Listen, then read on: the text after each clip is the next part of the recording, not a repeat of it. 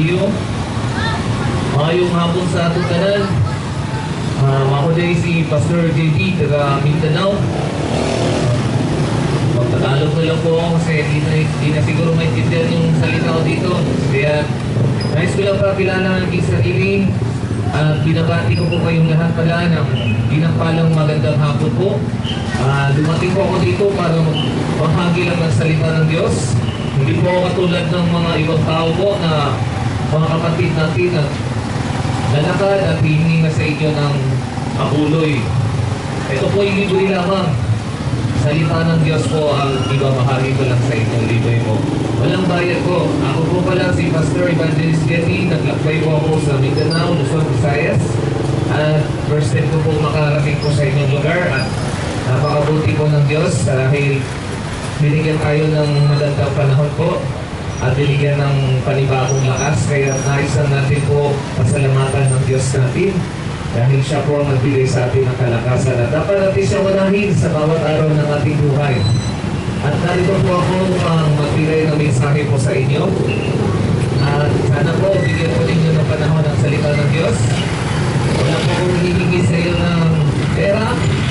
Ang aming hihingi lang sa inyo ay ang oras at panahon lang, kaunting panahon lang po para marinig tayo ng salita ng Diyos. At ang pamagat ng mensahe na ipabahagi ko po sa inyo ngayon ay walang katapusan, walang hanggan. Siguro po sa inyo, kayo po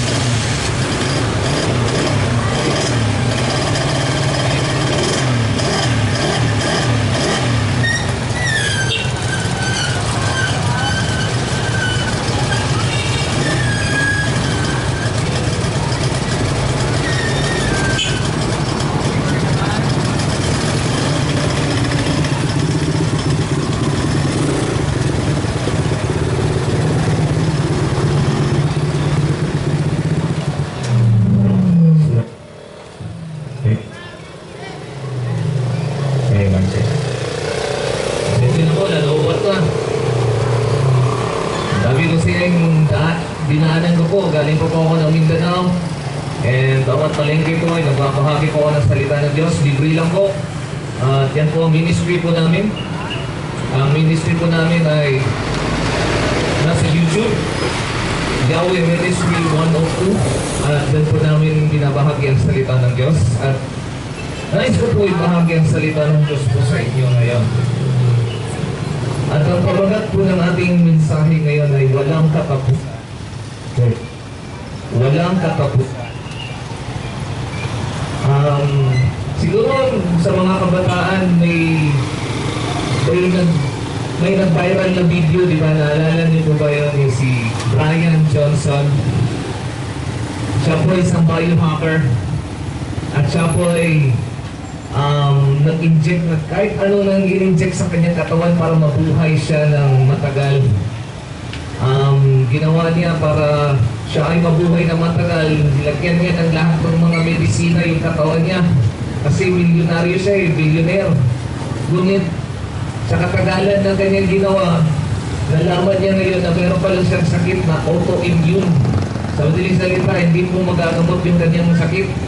Kahit sa anong yaman niya, wala pa rin gamot sa kanyang sakit. So sa madaling salita, kahit ano pang yaman natin, ano pang pera natin dito sa lupa, o ano pa ba tayo, mayaman, dukha, katantaman, bata o matanda, death is no respecter. Whether you are rich, young, and old, yan po ang katotohanan. Dadaan po tayo sa ganyan po. That is reality. Reality po yan, kapatid, na tayong lahat, ikaw at ako, lalagay po tayo sa kabaong.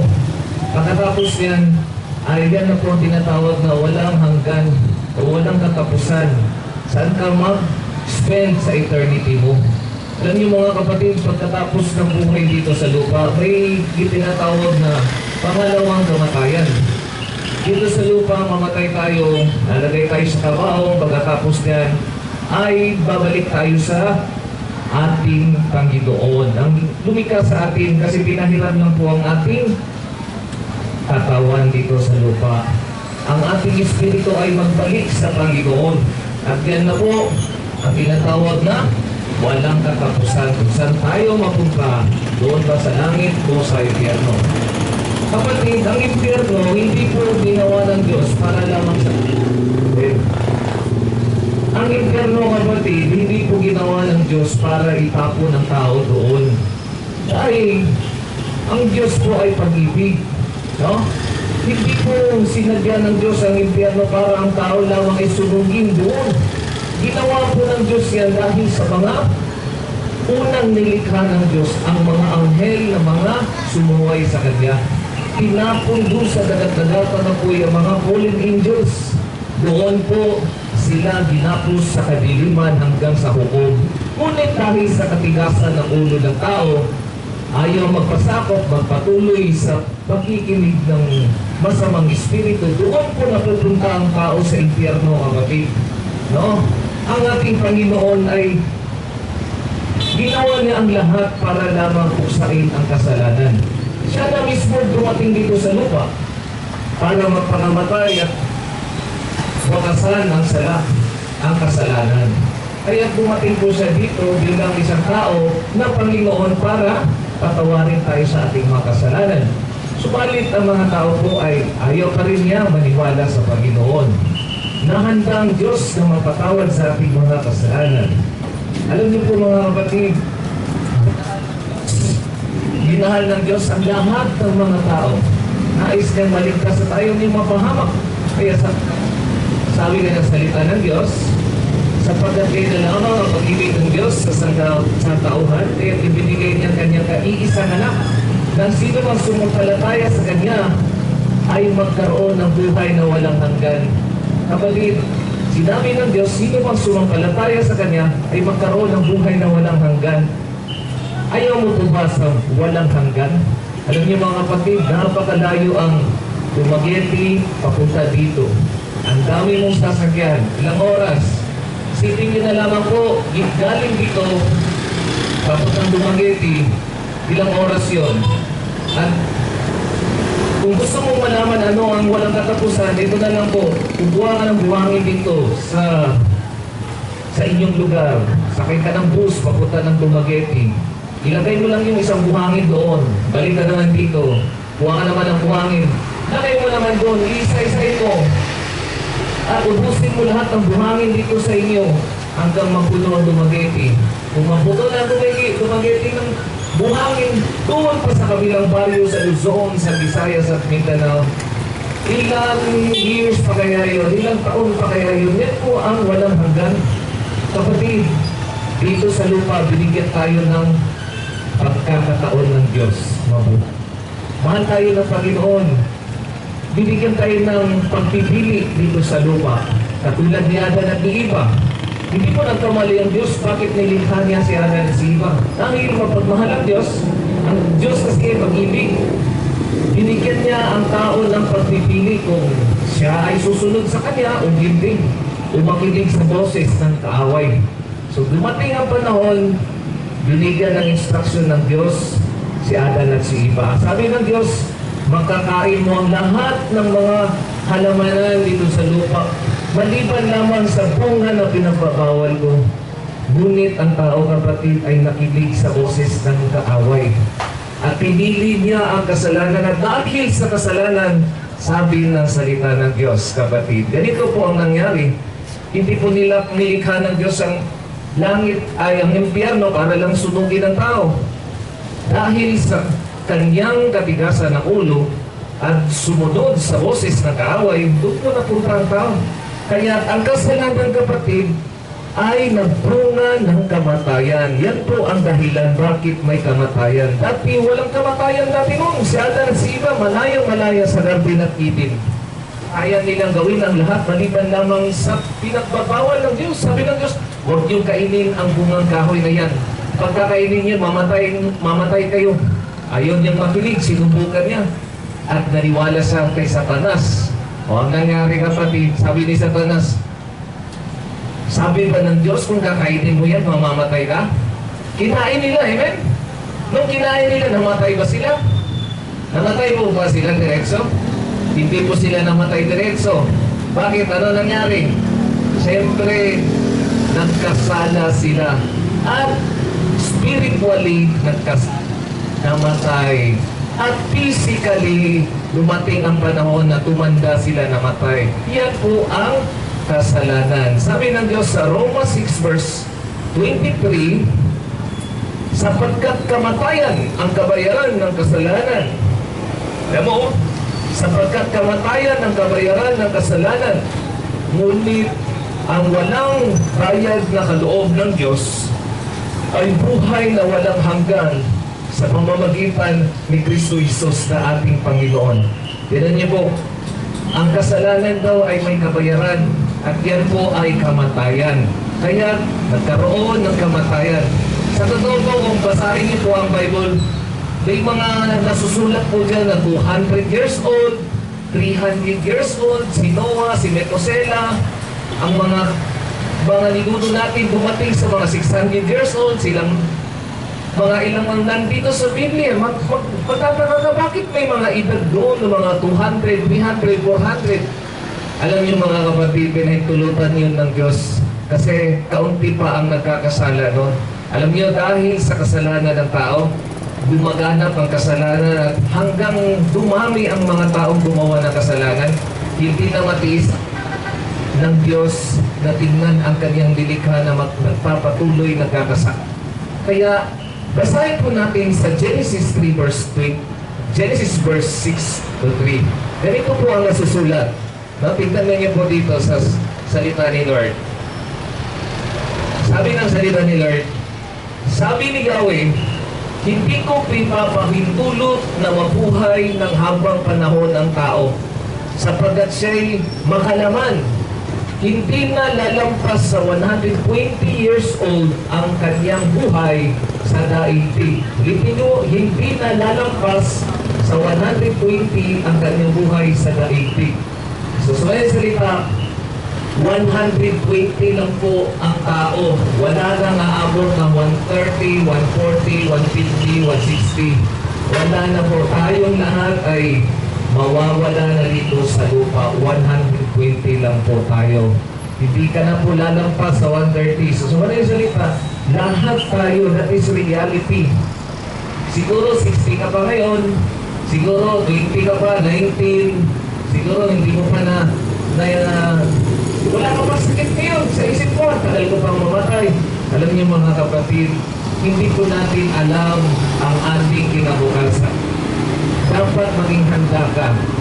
Alam niyo po, kahit makarating ka man ng 100 o 110, the reality kapatid, ikaw pa rin ay ilalagay sa kabaong at pagkatapos yun ay hukom na ng Diyos. Ito na po ay ang hukom ng Diyos. Alam niyo mga kapatid, ang sabi ng Diyos po sa Romans 5 verse 12, sabi niya, ang lahat po ay nagkasala. Kaya gumaganap ang kasalanan at nais ng Diyos na wakasan ang lahat ng kasalanan. Kasi lahat ay nagkasala. Roma 5 verse 12, sabi dito, ang kasalanan ay pumasok sa sanlibutan sa pamamagitan ng isang tao. At ang kamatayan ay pumasok sa pamamagitan ng kasalanan. Dahil dito, lumaganap ang kamatayan sa lahat ng tao sapagkat ang lahat ay nagkasala. So, tayong lahat po ay nalayo sa Panginoon dahil sa kasalanan. At dahil sa kasalanan, alam niyo, hindi sana tayong mamatay. Ngunit dahil na sa ating mga kasalanan, siyempre kinakailangan natin harapin ang tinatawag na consequence. Alam niyo po, nais ni Lord na ang buhay ng tao ay habang buhay. Hindi lang 120. Gusto niya na habang buhay ka, mabubuhay kapatid. Kaya sabi ng Diyos, anak, huwag ninyong ibigin ang sanlibutan. Kasi alam niyo mga kapatid, dito sa sanlibutan, panandalian lamang yan. Mawawala lang ang lahat. Lahat ng mga bagay dito sa lupa ay mawawala lamang. At alam niyo mga kapatid, kayang ibigay ng Diyos sa iyo ang lahat ng bagay, lalo na sa kalangitan na walang katapusan. Kaya, mas importante, manalig ka sa Panginoon. Wala namang mamalas ka di ba? Kaysa wala kang Diyos.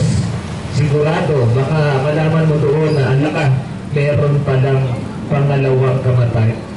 Kaya napaka-importante na wala mawala sa iyo kung manalig ka lang kay Lord Jesus Christ.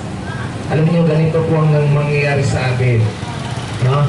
Dinikha tayo ng Diyos, sabi ng Genesis, sa alikabok at babalik din tayo sa alikabok. Ganito po sinabi sa mga ngaral chapter 12 verse 7.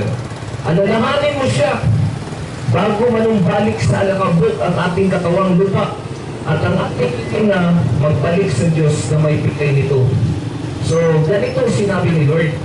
Alalahanin mo daw siya bago ka mamatay dahil babalik ka sa alikabok ang ating katawang lupa. Itong katawang ito, babalik daw sa lupa.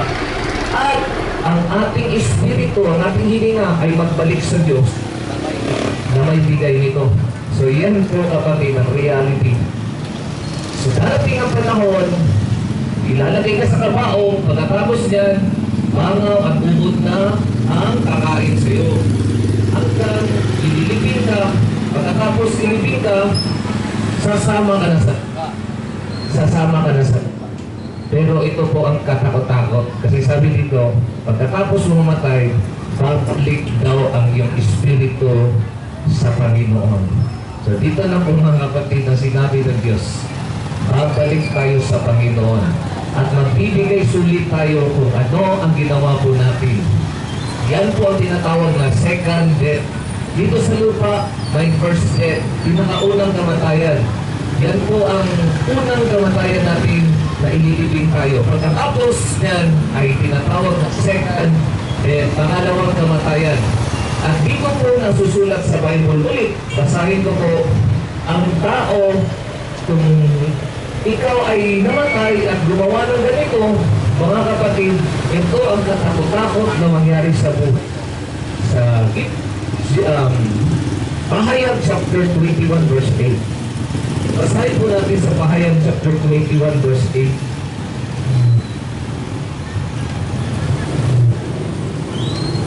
Sabi po sa Pahayag chapter 21 verse 8.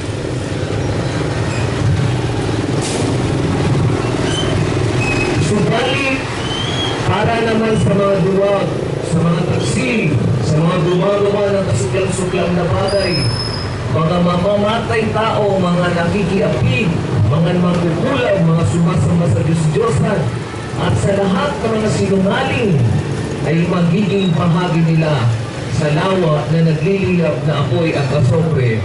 Ito ang pangalawang kamatayan. Ulit-ulit po. At ang lahat ng mga sinungaling, ang magiging bahagi nila ay sa lawa ng nagliliyab na apoy at asopre. Ito ang pangalawang kamatayan. So sa madaling salita kapatid, may pangalawang kamatayan at ang kamatayan na yan na sinasabi ng Bible ay lawa, nagliliyab na apoy at asopre. Lawa, ibig sabihin napakalinaw, napakadilim na siguro yan. Dahil sa sobrang lalim ng parang vulkan, ng sobrang init, doon mo masusunog ang tao pagkatapos ng kamatayan niya. Kung kita siya sa Diyos na ang mga taksil, ang mga gumagawa ng kasuklam-suklam na mga bagay, mga mamatay tao, mga titiapin, mga magkukulam, mga sumasama sa Diyos-Diyosan, at sa lahat ng mga sinungaling, ang magiging bahagi nila sa lawa na nagigiyab at asopre, at ito ang pangalawang kamatayan. Siguro kapatid, kung gumawa ka ng ganitong mga bagay, dapat mo seryosohin ang buhay. Dapat mo seryosohin na ang iyong buhay kasi darating ang panahon na kung naabutan ka ng kamatayan at may ginawa ka ang mga bagay na ganito, sigurado kapatid, masusunod tayo sa dagat-dagat apoy na hindi sana tayo doon mapunta. Alam niyo, siguro may mga tao na nagsasabi, Brad, mali ka Brad, naniwala ako sa Diyos. Sige, tingnan natin, subukin natin ang salita ng Diyos. Sabi nga niya sa 1 Corinthians, subukin ninyo ang inyong mga sarili kung kayo ba ay talagang nasa pananampalataya. So, tingnan natin kapatid dito sa salita ni Lord. Sabihin na lang natin dito sa 21. Subalit para naman sa mga duwag. Brad, hindi ako duwag. Pag may away, hindi ako atras. Kahit anong suntukan, hindi po. Kasi hindi po yan ang sinasabi ng Biblia, kaduwagan. Ang duwag ng kapatid na sinasabi ng Bible po lang. The cowardly, sa English pa, the cowardly. Alam niyo mga kapatid, kung Christian ka, kung totoo kang nagtiwala sa Panginoon, hindi ka dapat maduduwag. Alam niyo kung totoong Christian ka, hinahailangan ipahayag mo ang salita ng Diyos sa lahat ng mga tao. Hindi ka naduduwag, hindi ka natatakot, at hindi ka nahihiya. Dapat ipagmamalaki mo ang Panginoon sa buong lugar ninyong lahat. Kasi siya ang Diyos. Alam niyo po, mayroon po kayong mga magulang. Siguro may nakapagtapos dito ng pag-aaral at ang kanyang magulang ay isang tindera lang. Namamalengke. Dahil nagtitinda sa palengke at ang kanyang negosyo ay mga daing o mga gulay-gulay at tapos ang iyong mga anak. Di ba? Proud na proud ka kasi sabi mo sa iyong teacher o kay mga kaibigan at sabi mo, mama ko ay nagtinda lang yan pero nakapagtapos ako ng doktor, nurse. Di ba? Proud na proud ka. Sobrang proud mo kasi yung mama mo kahit ganyan lang yung trabaho niya pero pinagtapos ka ng pag-aaral, di ba? Mamalaki mo sa mga kaibigan mo. Mama ko yan eh, yan ang mama ko. Alam niyo mga kapatid, may ama pa kayo, may ina pa kayo, na sobra pa sa ina ninyo, kundi ang Panginoon. Dapat ninyong ipagmalaki yan na siya ang lumikha sa lahat ng langit, lupa, lahat ng pananim, lahat ng hangin, lahat ng buhay dito sa lupa, ay dapat ninyong ipagmalaki ang Panginoon. Kung totoo ang Christian, dapat hindi ka nahihiya sa Diyos mo. Dapat ikahiya mo ang Diyos mo na hindi totoo. Dapat ipagsasabi mo na si Jesus Christ ay wala nang ibang Diyos kaya lamang. Amen? Kung totoong Christian ka, hindi ka dapat naduduwag ng salita ng Diyos. Kahit nga sa pagbahagi ng salita ng Diyos, hindi mo kaya. Mga kapatid, sabi ng Bible, sino man ang nahihiya sa kanyang salita, ay ikakahiya ko din. Kung totoong Christian tayo, kapatid, di tayo mahihiya. Hallelujah. Mama mo, ikahiya mo ba? Mga kapatid, di mo dapat ikahiya yan ang Panginoon. Mga taksil. O, tingnan mo, sabi ng Bible, taksil. Hindi naman ako taksil. Si Judas, tingnan mo si Judas. Nagtiwala sa Diyos. Bakit? Anong ginawa ni Judas, kapatid? Bakit pinaksil niya ang Diyos? Siyempre, pinagpalit niya ang Diyos ng pera. Di ba? Sabi natin na, mahal ko ang Diyos, pero noong tinawag ka na ng pera, mga kapatid, nakalimutan mo na ang pagsimba. Di ba? Sabi mo, mahal mo ang Diyos. Lord, mahal kita.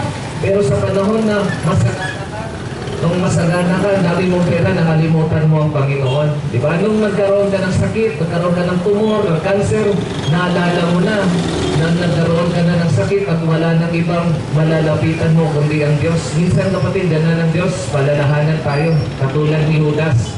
Di ba? Kaya, mga taksi, tawag niyang kapatid, mahal mo ang Diyos, pero ngunit minamahal mo naman ang sanlibutan. Ganito sinabi ng Diyos, mga gumagawa ng kasuklam-suklam na bagay. Ano po yung mga gumagawa ng kasuklam-suklam na bagay? Siyempre, babae sa babae, lalaki sa lalaki. Hindi naman nilikang Diyos ng babae sa babae na sila'y magkipagtalik. Diba, babae, lalaki sa lalaki. Hindi po ganyan ang nilikang ng Diyos. Yan ay kasuklam-suklam na gawa, kapatid. Hindi po sinabi ng Diyos na kinakailangan ng mag-asawa, babae sa babae o lalaki sa lalaki. Yan ay kasuklam-suklam na bagay. Ang sabi ng Biblia, mga mamamatay tao, ayan, mga heart killer, yung namamaril, na nanaksak, yan po, walang awa. O kaya yung mga nag-abortion, di ba, pagtatapon lang yung mga anak yan sa mga kanto-kanto, yan yung mamamatay tao. Mga makikiapid. Ayan, ano ba yung makikiapid? Yung may asawa at may nakita na naman na chicks. O yan, di ba? Naglilihim sa asawa kasi ang asawa, hindi na sexy. Hindi na katulad doon, hindi na sexy. Kaya nakahanap na naman siya ng iba. Diba? 2, 3, 4, hindi na kontento ng isa. Yan po ay tinatawag na kick-therapy. Diba? Magkukulang. Hindi ako nagkukulang, Brad. Alam niyo mga kapatid, yung mga agimat na yan, witchcraft tawag niya kapatid, pagkukulang yan, hindi yan sa Diyos. Yung mga lapin-lapin na yan, wala yung sinabi sa Biblia. Lagay mo dyan sa pangakawan mo. Lagay ka ng bala dyan sa yung hapak, wala yan kapatid, yan totoo. Inaya ka lang yan at sinabi sa talas, manalig ka dyan sa bato, sa kahoy. Yan, di ka matatablan yan. Alam niyo, sabi ng Biblia, manalig kayo sa akin. Magtiwala kayo sa akin, huwag kayo magtiwala sa mga bagay nilikha, huwag niyo sambahin yung mga bagay na yan. Magtiwala ka kasi sabi ng Biblia, sabi niya, ang Panginoon siya ang dapat ninyong pagkatiwalaan, hindi yung mga bagay na yan na ginawa ng Diyos. Amen? Sabi nga, hindi kayo pabantayan kayo ng mga anghel. Yan yung mga pagkukulang, magic. Yan. Sumasampa sa mga Diyos-Diyosan. O tingnan mo mga tao na sumasampa ng Diyos-Diyosan. Ano ba yung sinasabi ng sumasampa ng Diyos-Diyosan? Kung may sasakyan, di ba, tingnan mo yung sasakyan. Sasabihin ng anak mo, Papa, hingi ako ng sasakyan. Bilang mo ng sasakyan. Bigyan mo ba ng totoong sasakyan?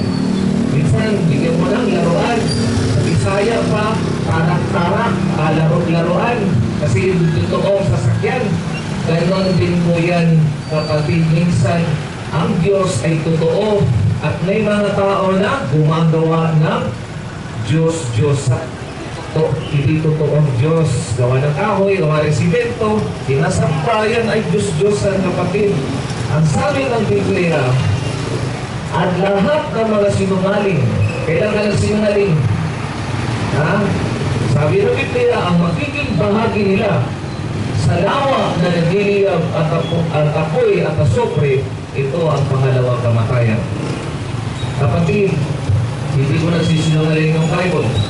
Ito po ay katotohanan. Ang mga katotohanan lamang na tinatawag na pangalawang kamatayan. Piliin mo ang buhay o kamatayan sa araw na ito. Kapatid, hindi pa nagtatapos ang buhay pag mamatay tayo dito sa lupa. Ay tinatawag na pangalawang kamatayan. Ngunit, ito ang magandang balita sa inyong lahat, mga kapatid, dito sa Barota video. Dito sa inyong lugar may isang magandang balita na pinala ng isang lingkod ninyo ngayon na kung sino man ang maniwala sa Panginoon ngayon ay magkaroon ng buhay na walang hanggan. Kahit mamatay tayo dito sa lupa, sabi ng Biblia po, ganito po ang kanyang sinabi sa atin. Ganito po sinabi sa John 11, verse 25.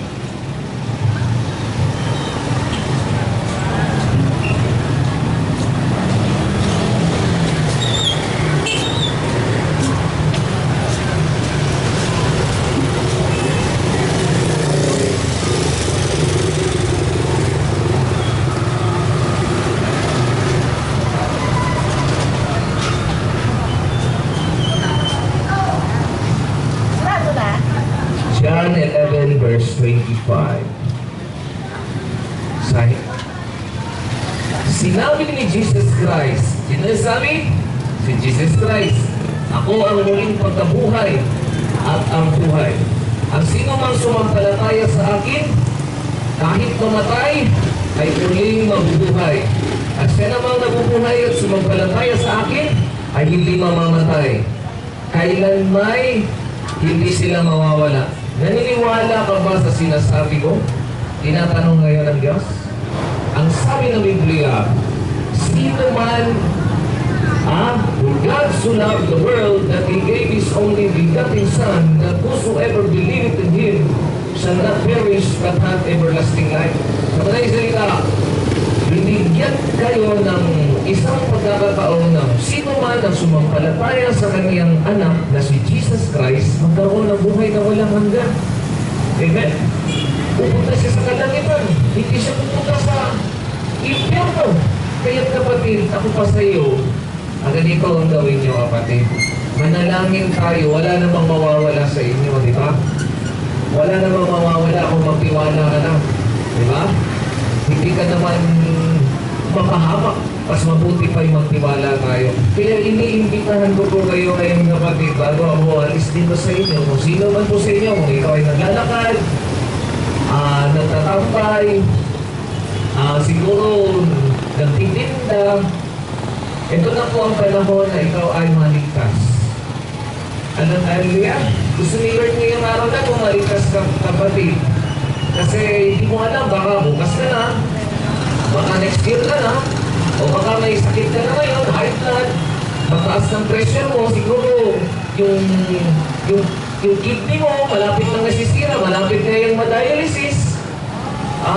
Maaaring siguro tumaas ng sugar mo, siguro 70 ka na, 80 ka na. Yan na po kapatid ang kamatayan mo. Malapit ka ng kukunin kapatid, tandaan mo yan, hindi ka na magtatagal dito sa lupa kasi lahat naman din tayo ay mamamatay. Kaya mas mabuti ay bigyan natin ng pagkakataon ng Diyos ngayon na pumasok sa ating puso at bibigyan ka ng buhay na walang hanggan. Pigit mo lang ang mga mata mo kapatid, kung buong puso mo sabihin, Jesus Christ, patawarin niyo po ako sa aking mga kasalanan. Naniwala po ako na kayo po ay namatay, nilibingan sa pangatlong araw na buhay ulit. Panginoon, patawarin niyo po ako sa aking mga kasalanan. Panginoon, wala na pong ibang Diyos, Panginoon, kundi ikaw lamang, si Yeshua HaMashiach, o Jesus Christ. Ikaw lang po, Panginoon, ang Diyos sa Israel. Kaya Lord, kung ako man po ay mawala, tanggapin niyo po ako sa harian niyo po at isulat ang aking pangalan sa aklat ng buhay. Paguhin niyo po ako, Panginoon, at magpakilala po kayo sa akin sa magitan ng iyong banal ng salita. Amen. Magandang hapon po sa atin, Barotak, Gilgilo. Barotak, magandang hapon po sa atin lahat. Maayong hapon sa atong tanan. Kung kinsa itong mga Bisaya diri nga nakasapot sa Bisaya, maayong hapon sa atong tanan. Tagaming Mindanao raday ko igsoon, gitan pa ko dito sa Cagayan de Oro City. Gracias sa Ginoo. Gitan pa ko dito sa Cagayan, agok sa Dapitan, Dipolog, sa Dumaguete. Karoon na ko nakapagod ko diri. First time na ako nakabot sa inyo. First time ko pong nakarating sa inyong lugar. Mission ko po, ilang years na po ako nagbabahagi ng salita ng Diyos. Paulit-ulit lang po sa Luzon, Visayas, Mindanao, sa Marawi, Cotabato, Zamboanga, Davao, sa Cagayan de Oro City, Leyte, Tacloban, Isabela, Taytay, Manila. Saan na po ako nakarating? At first time ko lang po nakarating sa inyong lugar po. At dito naman po ako tumaan dahil papunta ng Mindoro hanggang Batangas. And yan lang po ang mission ko po. Ako po ay pala si Pastor Evangelist Jenny. At sana po bigyan niyo po ng pagkakataon ng salita ng Diyos. At meron po kami YouTube channel. Sana po kayo po ay magpatuloy sa pakikinig ng salita ng Diyos. Search nyo lang po sa YouTube, YHWH Yahweh 102. YHWH Yahweh 102.